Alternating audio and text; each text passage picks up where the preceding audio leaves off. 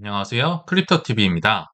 오늘은 어제 있었던 퍼드 뉴스들과 절묘하게 맞아떨어지는 스트래티지 대주주의 행동을 보도록 하겠습니다. 어제 굉장히 큰 하락과 함께 여러 가지 퍼드가 난무했었던 것 같습니다. 저는 스트래티지의 매도서를 집중적으로 다뤘었지만 사실 굉장히 복합적인 요인들이 있었어요. 근데 글로벌적으로 영향을 미친 하락 이유를 딱 하나만 뽑으라면 바로 엔캐리 트레이드의 청산, 좀 우려가 있었다. 즉 뱅크 오브 재팬 중앙은행 총재가요. 금리를 여러 가지 뭐 인플레나 뭘 데이터를 감안해서 올릴 수도 있다라고 이렇게 넌지시 약간 떠보기를 했던 것 같습니다. 그러니까 20년에 국채 금리가 뭐 최고치로 급등을 하면서 야, 이거 일본에서 돈 빌린 사람 또 청산되겠구나.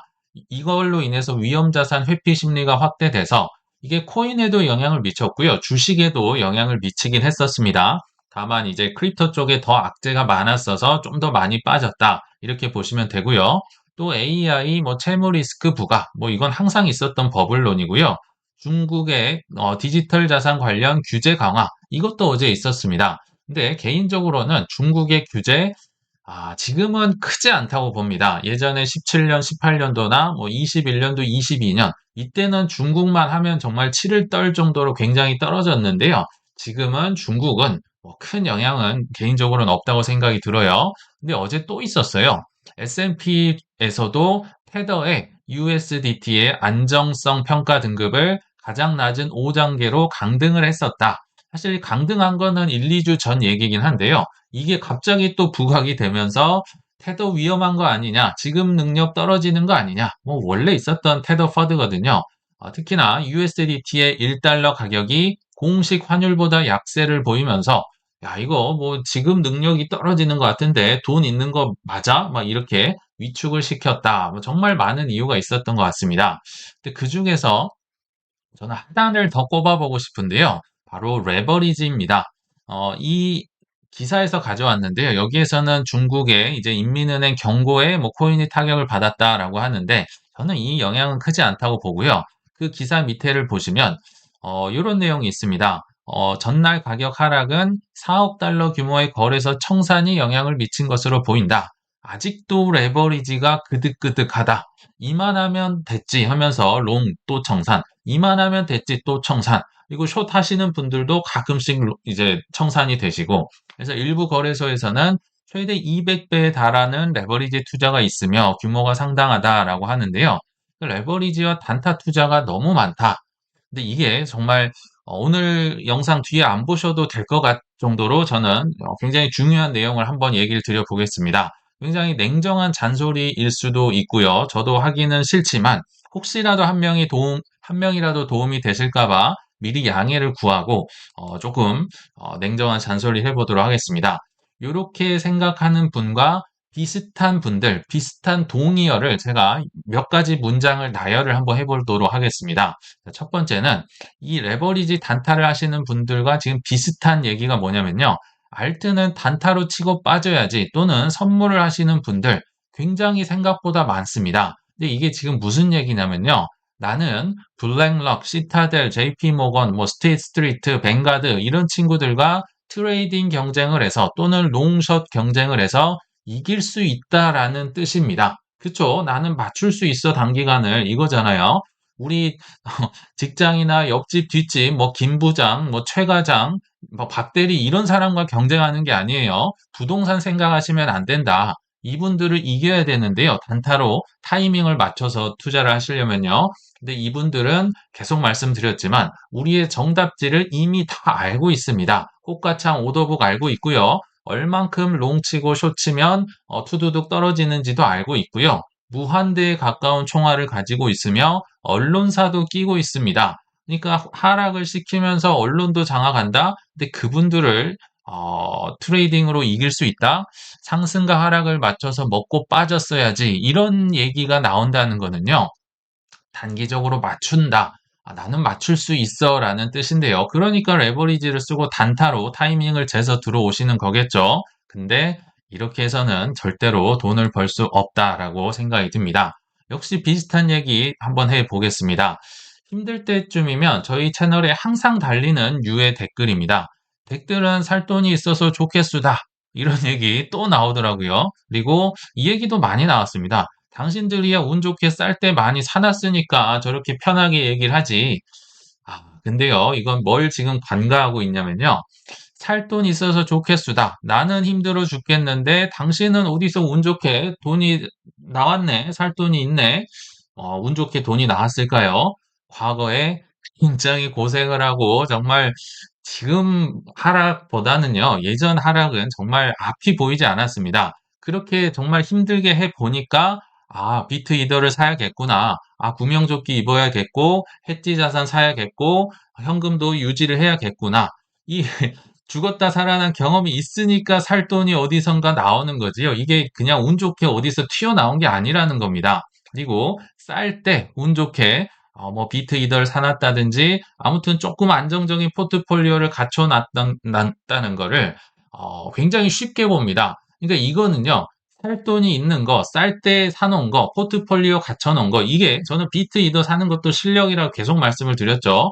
실력인데요. 이거를 실력으로 인정을 안 하는 겁니다. 투자를 굉장히 쉽게 본다. 지금 다 같은 얘기예요. 얼마나 쉽게 보면 단기적으로 레버리지를 썰어 맞춰버리고 타이밍을 재서 단타로 빠져나와야 되고, 아니 근데 너는 운이 좋은 거고 너는 왜 싸게 샀고, 투자를요 쉽게 봐서는 절대로 돈을 벌 수 없습니다. 굉장히 어렵다. 우리 직장 생활 하든지 자영업 하든지 뭐 택배 기사님을 하시든지 굉장히 힘들게 벌잖아요. 근데 투자가 쉬우면 누가 그 힘든 일을 할까요? 원리적으로, 이론적으로도 투자나 다른 데서 돈을 버는 거는 난이도가 비슷비슷합니다. 근데 너는 좀 싸게, 너는 살 돈 있고, 이렇게 나오고, 단기로 맞춰서 한다? 이렇게 하시면 돈을 벌 수가 없다. 이것도 굉장히 많이 듣는 얘기고, 비슷한 얘기입니다. 팔 때 얘기해 주세요. 물론 팔 때 얘기를 해 드릴 수는 있는데요. 문제는 그 과정에 있습니다. 저희가 뭐 소고기 사 먹었다 이 정도는 얘기를 드리지만 대규모로 판 적이 지금까지 없어요. 근데 그러니까 팔 때 얘기해 주세요. 아직 안 팔았거든요. 제대로 판 적이 없는데 이미 그 과정 중에 이미 욕을 엄청나게 하고 조롱을 하시고 많이 떠나가셨습니다. 무슨 얘기입니까? 이게 실력이라는 겁니다. 팔 때 얘기해 주세요. 이걸 다른 얘기로 하면 남의 말로 난 대충 돈 벌 수 있어. 살 때 좀 얘기해 주시고요. 팔 때 얘기해 주세요. 얼마나 투자를 쉽게 경솔하게 보는지를 이 한마디에서 알 수 있거든요. 투자는 어마어마하게 어렵다. 우리 그 직장 생활 자영업보다도 더 어려운 분들도 있습니다. 물론 이제 이게 생활화돼서 쉬워진 분들도 있지만 그만큼 똑같이 어렵다. 너무 투자를 낮게 보시면 안 된다.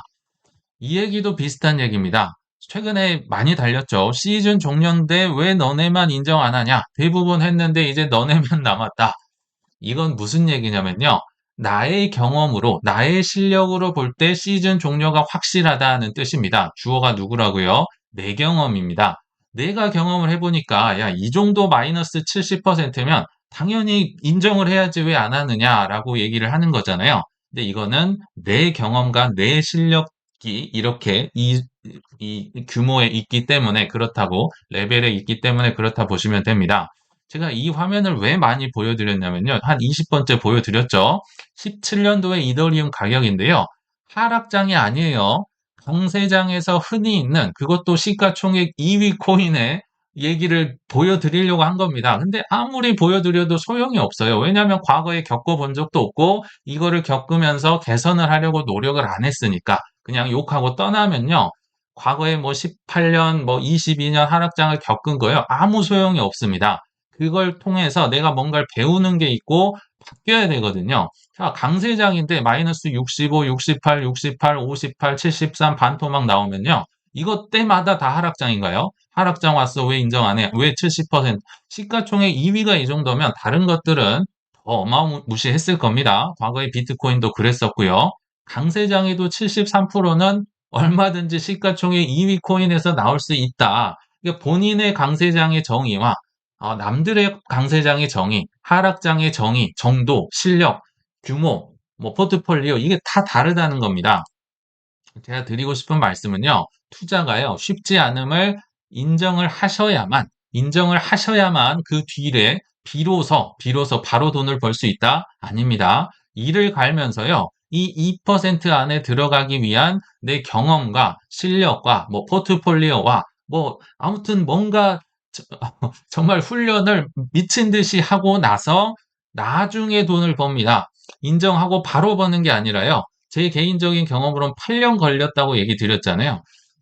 8년, 한 4년 지나니까 본전이 비로소 왔습니다. 그리고 한 8년 정도 되니까, 아, 이제서야 돈이 좀 벌리는구나. 저는 좀 일반인들보다 약간 떨어지는 레벨이었던 것 같기도 합니다. 저보다 뛰어나신 분들은 4년 만에도 돈을 벌 수는 있을 것 같아요. 이 원리를 빨리 깨우치고 뭔가 행동을 하셨다면. 그러나 저는 좀 뒤처져서 8년 걸렸다. 이렇게 종종 말씀을 드렸잖아요. 그래서 빠르면 정말 뛰어난 정말 소수분들은 4년, 그리고 보통은 8년 후에야 돈이 번다. 왜냐하면 악순환이신 분들은 계속 악순환이고 계속 힘들고 계속 욕이 나오고 하고요. 선순환이 된 분들은 이걸 어느 정도 인정을 하고 뭔가 변화를 준 겁니다. 구명조끼를 입었다든지 뭔가를 아무튼 고생을 하면서 바뀌셨다. 실력이 늘어나신 거겠죠. 그래서 인정을 하셔야 투자가 어렵다는 걸 좀 말씀드리기 위해서 오늘 좀 잔소리로 시작을 해봤네요. 자, 이제 본론으로 들어가서 그중에 사실 압도적인 퍼드 뉴스는 스트레이티지의 매도설이었죠. 특히나 마이클 세일러가 녹색점을 찍겠다. 녹색점을 찍으면 어떨까? 원래 주황색 점 찍었었잖아요. 월스트리트 저널에서도요, 어제 뭐 대문짝만하게 뉴스가 나왔더라고요. 스트레이티지가 비트코인 팔 것 같아. 그래서 이게 확대가 됐는데, 자, 결론적으로 녹색점의 이제 정체가 밝혀졌습니다. 어, 굉장히 빨리 밝혔네요. 12월 1일자 밤에요. 스트레이티지가 14억 달러 규모의 배당금 준비금을 조성했다. 이게 뭘로 조성이 됐다? 달러로 조성이 된 겁니다. 즉, 녹색점은요, 달러를 의미하는 거였습니다. 달러의 다른 별명이 그린백이라고 하잖아요. 달러의 뒷면이 초록색이기 때문에 잉크 색깔 때문에 그런데 그러니까 배당금 지급을 위해서 14억 달러 정도의 준비금, 특히 달러 펀드를 조성했다. 다시 결론부터 말씀드리면요. 이 달러 펀드를 통해서 앞으로 21개월치 정도의 배당금을 줄 수 있다는 뜻입니다. 다른 얘기로 하면 배당을 줄 때 원래 이 스트래티지 CEO가 이거 비트코인 팔 수도 있어라고 얘기는 했지만 비트코인 안 판다라고 왜냐하면 돈을 마련했잖아요. 배당금을 한 2년치 정도 쌓아놨으니까 앞으로 팔 일 없을 걸 이렇게 좀 확인을 해줬다. 조금 안심을 줬다라고 보시면 좋을 것 같아요. 근데 이 얘기를 드리려고 한 게 아니라요. 그 뒤에 있었던 일, 굉장히 스트래티지의 일대주주가 절묘한 타이밍에 재밌는 발언을 해서 이걸 가져와 봤습니다. 스트래티지의 일대주주가 누굽니까? 블랙록 아닙니다. 뱅가드입니다. 뱅가드가 무슨 얘기를 했느냐? 분명히 어제만 해도 매도썰, 뭐 하락이 굉장히 안 그래도 안 좋은 것들 많았는데 스트레티지도 팔 수 있다 해서 공포 분위기는 다 조성해 놨다가 불과 하루 만에 뒤집었네요. 안 팔게. 근데 안 팔게로는 이 안심이 안 되겠죠. 그러니까 달러 펀드를 쓱 보여주면서 안 팔게 그러면서 VIP 고객님들은 좀 많이 사십시오라고 언론에서 아마 뉴스 보셨을 겁니다. 뱅가드가 왜 이런 행동을 했을까요? 뱅가드는요, 지금 거의 최후의 보루였습니다. 예전에 뭐 블랙락도 넘어오고 JP 모건, 스테이트 스트리트 다 넘어왔었는데 유일하게 안 넘어왔던 분이 1.6경원의 자산운용사. 블랙락과 큰 차이가 안 납니다. 세계 2위 자산운용사가 어쩔 수 없이 지금 고객님들이 원한다라고 하면서 자사 플랫폼에서 암호화폐 ETF의 거래를 허용하겠다라고 발표를 했습니다. 기가 막힌 타이밍이죠. 스트레티지의 대주주인데요. 지금 뭐 상황 보시면 아시겠지만 개미들이 욕하고 조롱하고 떠나기 바쁜데 이 와중에 뱅가드는 사실 제가 볼 때는요. 지금 개미들을 아예 갖고 놀고 있습니다. 이 개미들이 이 성향이 이렇다는 걸 알고 있으니까 저는 이런 대놓고 무시하는 행동을 좀 하고 있다, 놀리고 있다, 저는 이렇게 생각이 들거든요. 여기 보시면 글로벌 자산운용사 뱅가드가 언제부터라고요? 3일부터 2일 날 발표를 했는데요. 한 달 뒤, 두 달 뒤도 아니고요. 바로 내일부터 뭘 한다? 암호화폐 ETF와 일부 암호화폐 뮤추얼 펀드에 대한 거래를 허용하겠다. 암호화폐 ETF는 잘 알고 계실 거고요. 이 뮤추얼 펀드는 뭐냐면 주식회사를 만들어서 그 주식회사가 투자를 함으로써 수익을 거두면 그 수익을 이제 주주들, 그러니까 펀드 주인들에게 나눠주는 뭐 주식회사 구조의 이 설계된 펀드라고 보시면 되는데요. 하루에 한 번 정도 사고 팔고요. 대신에 수수료가 ETF보다 더 비쌉니다. 그러니까 마진이 더 나가는 것도 지금 팔고 싶다라는 얘기를 하는 거예요. 왜 했다? 개인 투자자와 기관 투자자의 요구에 따른 것으로. 이걸 보면요. 저는 정말 JP모건과 똑같습니다. 나는 싫고 너는 담배고 뭐 흡연이고 애완돌이고 뭐 튤립이고 했는데요. 개미들이 원하니까 기관들이 원하니까 그것도 5천만 명의 브로커리지 고객들이 원하니까 어쩔 수 없이 내가 이걸 지금 허용을 해줄게. 참 재밌는 기사예요. 자, 다른 기사에서도 좀 알아봤는데요.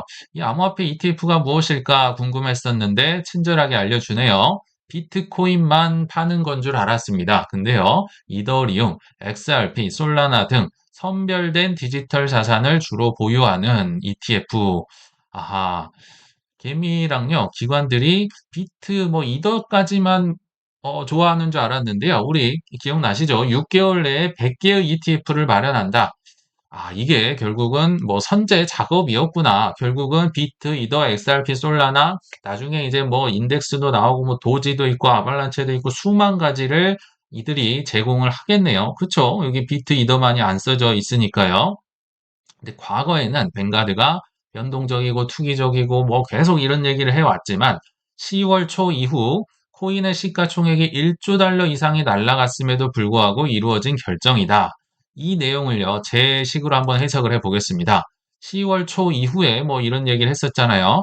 10월 초 대청산 때부터 그 전부터 쭉 지켜봤는데 10월 10일자로 엄청난 곡소리가 나온 거 기억나시죠?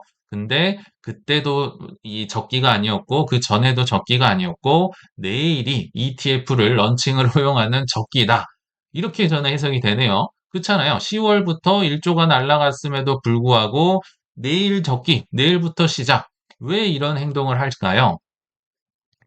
어, 지금 5천만 명의 브로커리지 이 고객님들이 있잖아요. 이분들이 그 1.6경원을 자산을 운용하게 하는 돈의 원천 VIP들입니다. 이 고객들을 하락장에 이르라고 이제서야 막 오픈을 시켰을까요? 아니면 싸게 많이 사시라고 오픈을 시켰을까요? 둘 중에 어느 쪽입니까?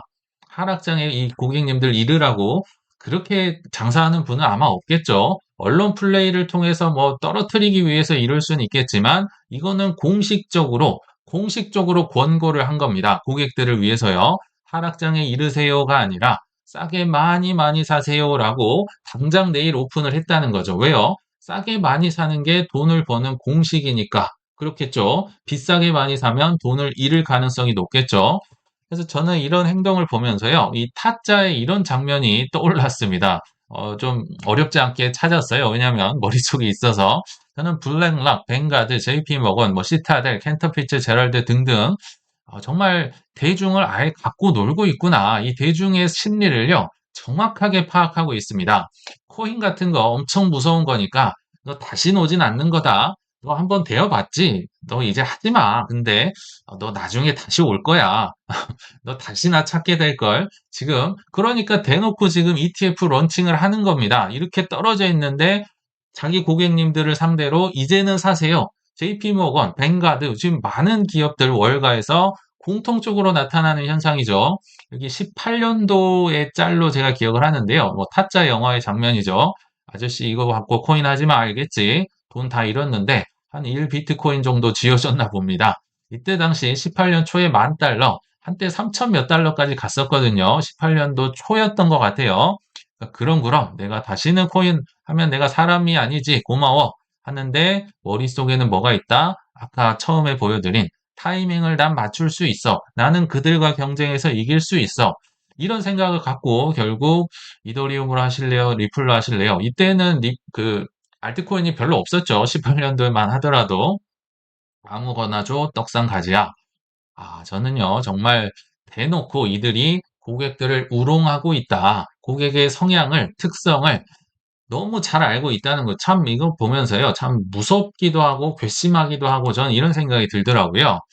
그래서 결국은 그들의 입이 아니라 또는 가격이 떨어지고 뭐 올라가고 이걸 보시지 마시고 행동을 봐야만 2% 안에 결국 선발이 된다라고 생각이 듭니다. 지금 뱅가드, JP모건만 그런 게 아니에요. 같은 날에 있었던 여러 기사를 한번 소개해 드려 보겠습니다. 골드만삭스 비트코인 구조화 펀드 발행사를 인수했다. 아니 지금 다 끝난 판국이에요. 비트코인 구조화 펀드.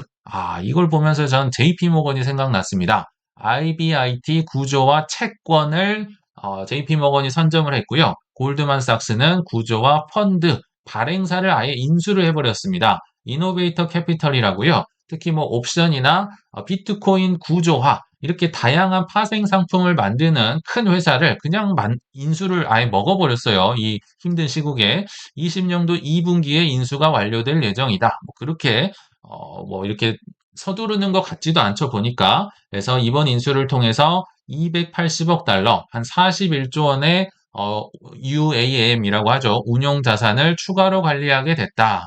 지금 골드만삭스도 2010한 5년쯤까지는 거의 세계에서 가장 떵떵거리는 현재 블랙락의 위치에 있어서 전 세계의 뭐 정치, 경제, 문화를 다 장악하는 인사들을 갖고 있었는데요. 조금 요새 명성에 금이 갔었잖아요.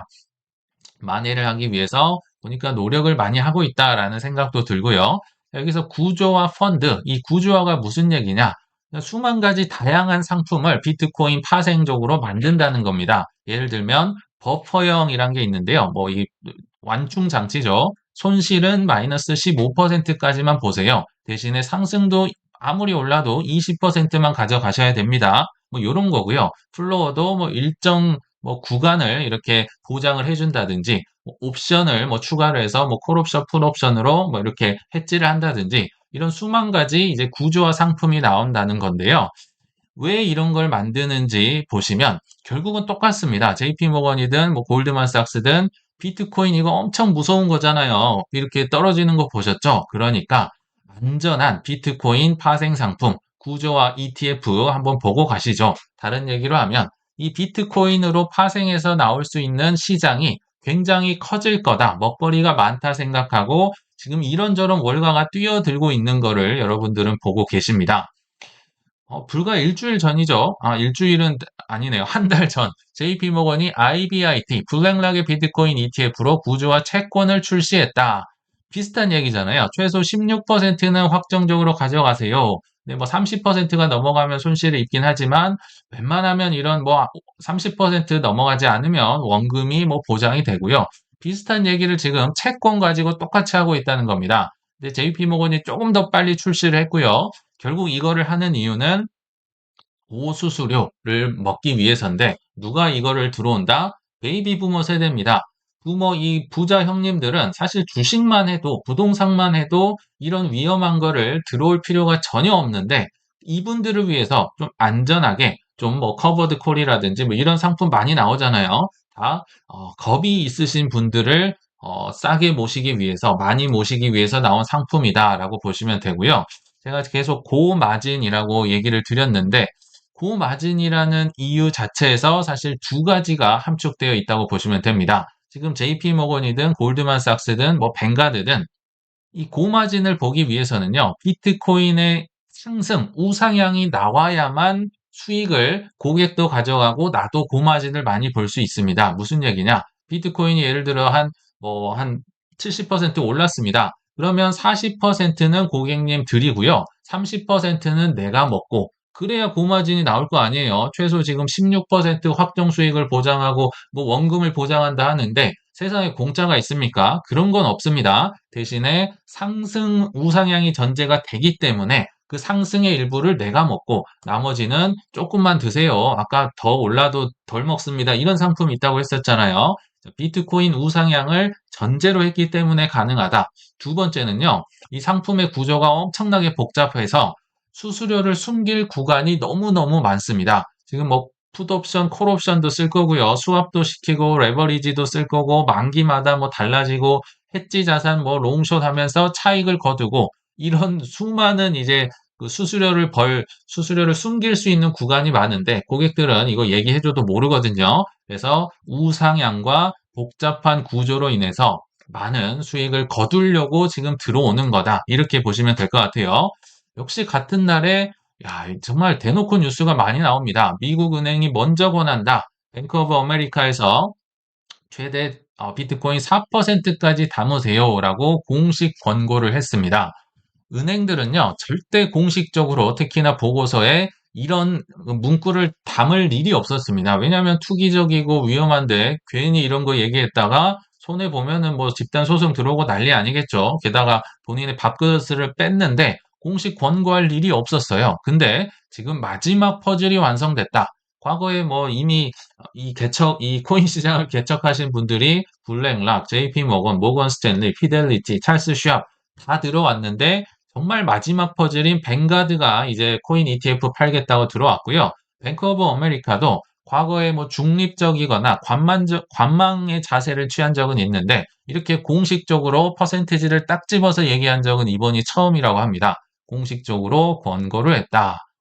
보시면요. 월가의 거의 연합군이 지금 쑥대밭이 된 상황에서 슬쩍슬쩍 발을 들어오고 있는데 아무도 이거를 이상하게 보질 않아요. 그냥 얘네 뭐 하는 거야? 난 죽겠는데 이렇게 내 입장에서 생각을 하거든요. 근데 항상 돈을 벌기 위해서는 상대방의 입장을 생각해 볼 필요가 있습니다. 지금 누가 보더라도 월가는 현재 상승을 준비하고 있다. 행동이 보니까 그렇잖아요. 이제 고객님들 파세요, 사세요. 그리고 미국 은행들이 권합니다. 지금 계속 JP모건이 뭐 구주와 채권 팝니다.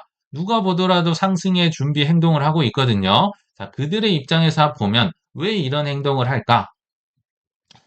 수익 구조에 있습니다. 우리 입장에서는 시세 차익이지만요. 이들의 입장은 꾸준한 우상향, 물론 꾸준한 우상향도 좋긴 해요. 장기적으로 볼 땐 좋은데 월가의 입장에서는 수수료입니다. 수수료. 이게 막 위아래로 올라갔다 털렸다 떨어졌다 올라갔다 이게 난리 브루스가 나야 변덕스러워야만 이들은 수수료를 샀다 팔았다 개미들이 엄청 할 거 아니에요. 아까 뭐 레버리지 보셨잖아요. 그 청산되면 다 거래소 겁니다.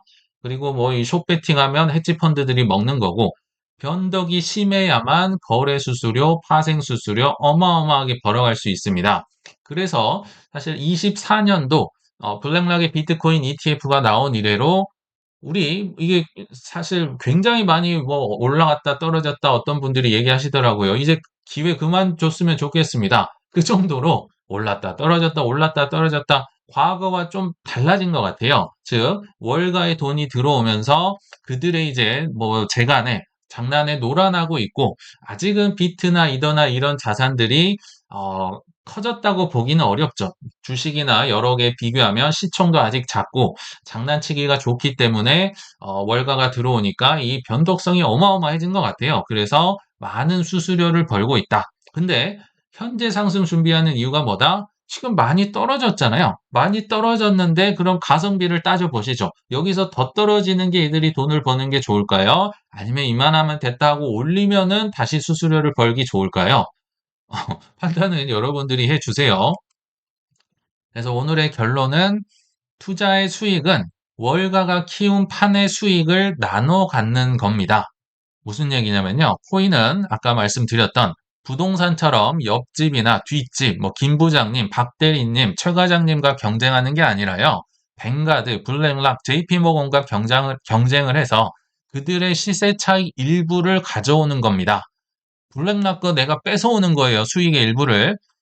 블랙락 뱅가드의 수익을 그것도 단기간에 타이밍을 재서 가져오려고 하니까 이게 얼마나 어렵겠습니까? 말도 안 되게 어렵다는 지금 그 행동을 사실 대부분이 하고 있다는 거예요. 그래서 그들의 행동에 집중하시면서 그들의 타이밍을 기다릴 줄 아는 우리 여유 있는 구독자님들 되시길 바라면서 이만 마치겠습니다. 시청 감사합니다.